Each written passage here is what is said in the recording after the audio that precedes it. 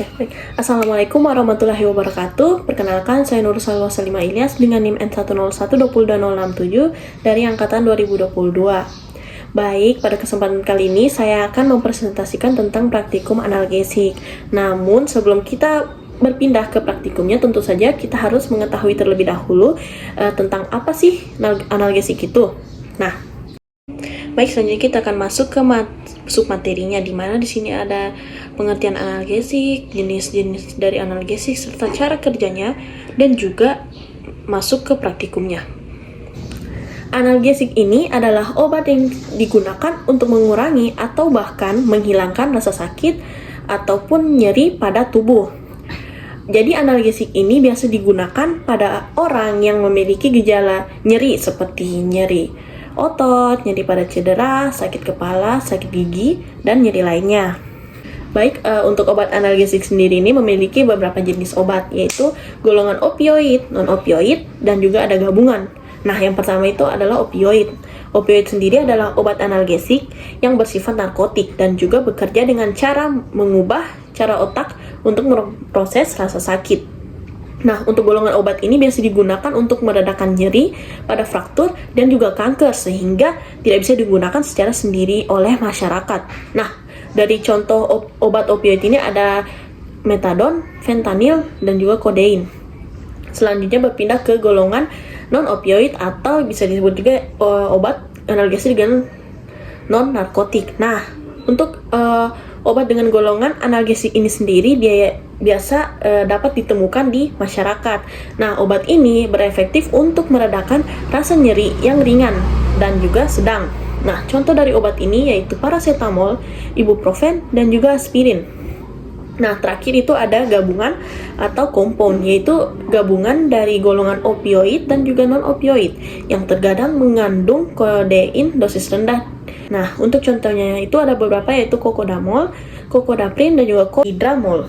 Bagaimana sih cara kerja dari analgesik? Nah, umumnya itu analgesik secara selektif mengurangi rasa sakit dengan bertindak dalam sistem saraf pusat atau pada mekanisme nyeri perifer tanpa secara signifikan itu mengubah kesadaran. Khususnya untuk opioid itu dapat menyebabkan kehilangan kesadaran dibanding jenis lain. Nah, analgesik sendiri dalam kerjanya itu dapat menyebabkan beberapa efek samping. Nah, di sini saya mendapatkan contoh dari sebuah literasi, yaitu dapat menyebabkan bronkospasme atau mengencang dan menegangnya otot-otot yang melapisi bronkus pada paru-paru, sehingga asma tidak disarankan untuk meminum obat ini. Selanjutnya ada beberapa efek samping lain seperti sembelit, diare, mual, ataupun muntah. Nah, untuk opioid sendiri, karena dia bersifat narkotik, dapat menyebabkan ketergantungan. Nah, banyak juga kasus di mana penggunaan analgesik tidak sesuai dengan indikasinya, seperti untuk menghilangkan kelelahan, kondisi stres, keadaan tidak nyaman, dan juga memodifikasi interval dosis yang tidak sesuai dengan yang dianjurkan, sehingga pasien lebih banyak mengalami efek samping dibandingkan dengan manfaatnya.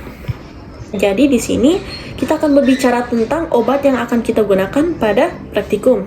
Nah, jadi obat yang pertama itu yaitu paracetamol. Nah, paracetamol hanya mempunyai efek ringan pada siklooksigenase perifer. Inilah yang menyebabkan paracetamol hanya menghilangkan ataupun mengurangi rasa nyeri ringan hingga sedang. Lalu, obat yang kedua yang akan digunakan yaitu ibuprofen. Nah, ibuprofen ini sebagai obat golongan NSAID memiliki sifat analgesik. Dengan mekanisme kerjanya itu dia menghambat enzim siklooksigenase 1 dan juga 2 dengan cara mengubah asam arkidonat menjadi prostaglandin. Dengan adanya enzim fosfolipase A2 sehingga bisa mengurangi nyeri. Biasanya digunakan pada orang dengan nyeri rematik. Nah, lalu yang terakhir itu ada obat natrium diklofenak. Nah, obat ini bekerja sebagai inhibitor siklooksigenase, bersifat antiinflamasi, bisa juga anti-analgesik dan juga antipiretik. Nah, efek antipiretiknya itu baru terlihat pada dosis yang lebih besar daripada efek. Digunakan umumnya pada kasus nyeri seperti nyeri tulang.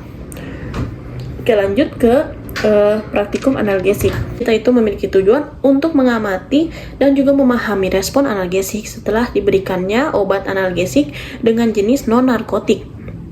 Nah, selanjutnya itu subjeknya itu berupa 4 orang probandus yang sudah menandatangani informasi konsen dan juga sudah menyetujui informasi konsen dan juga memiliki kondisi fisik yang sehat. Selanjutnya ada alat dan bahan yang akan kita gunakan pada praktikum kali ini, yaitu yang pertama ada sphygmomanometer, lalu ada stetoskop, lalu ada stopwatch, kemudian ada bahannya seperti obat paracetamol dengan dosis 500 mg, ibuprofen dengan dosis 400 mg, natrium diklofenak dengan dosis 50 mg, dan juga glukosa dengan dosis 500 mg.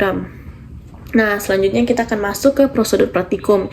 Jadi yang pertama itu setiap kelompok akan memilih 4 orang probandus. Setelah itu kita melakukan anamnesis dan history taking yang harus dilakukan sebelum praktikum, di mana kita memastikan bahwa probandus ini dalam keadaan sehat dan juga tidak memiliki riwayat alergi terhadap obat yang akan kita berikan. Selanjutnya probandus akan menandatangani inform consent dan menunjukkan bahwa mereka itu bersedia untuk mengikuti praktikum ini. Selanjutnya, semua probandus dipakaikan manset sphygmomanometer di lengan kirinya dan juga dipompa hingga 180 mmHg.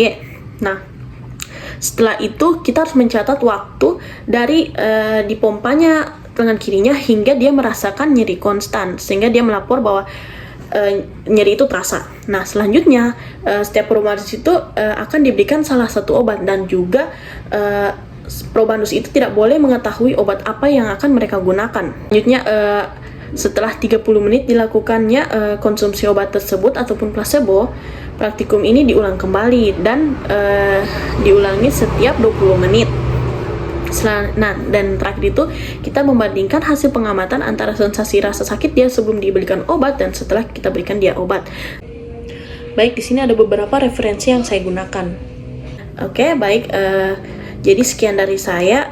Terima kasih. Apabila ada kesalahan mohon dimaafkan. Wassalamualaikum warahmatullahi wabarakatuh.